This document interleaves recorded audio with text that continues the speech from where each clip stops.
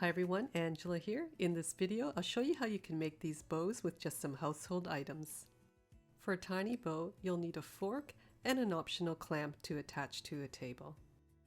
For the first tiny bow, I'll be using double-sided ribbon that's 1/8 of an inch or 3 millimeters wide. While still on the roll, wrap your ribbon around the fork so that the left is over the right and hold on to it closer to the top of the fork, and you have about a 2-inch tail. Take the end of that ribbon and thread it between the two center tines of the fork, pull it up a bit, creating a little loop at the bottom. Pull the end towards you between the center space, hold on to it, and then thread that end of the ribbon through the loop. Pull on both sides of the ribbon until the center is nice and tight. Trim the ends off on an angle, slide it off the fork, and you've got a perfect little bow. For a slightly bigger bow, I'll be using ribbon that's 3/8 of an inch or a centimeter wide that's also double-faced. Wrap the ribbon around the fork just like before, but leave a slightly longer tail. Thread in the end of your ribbon, and because it's slightly wider, you can fold the ribbon in half lengthwise before pulling it between the tines. Thread it through the loop and pull tight.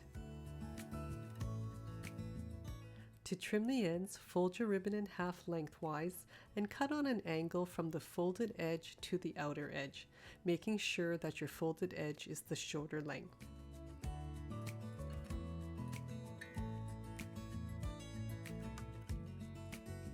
The next item you can use is one of these inexpensive dish racks. With this one I can make bows that are 2 inches wide, remove one of the dowels and make bows that are 3.5 inches wide, turn it around and I can make a bow that's about 4 inches wide.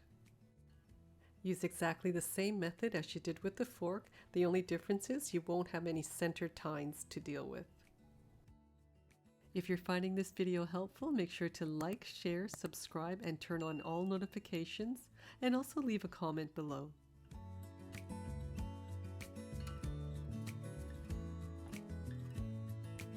If you happen to have a nice solid candle that you're not using, decide how wide you want your bow to be, and then push in 2 chopsticks or long pens, and you have yourself an instant bow maker. Make sure to check out some of my other videos. Thanks again for watching. Until next time, take care and happy sewing.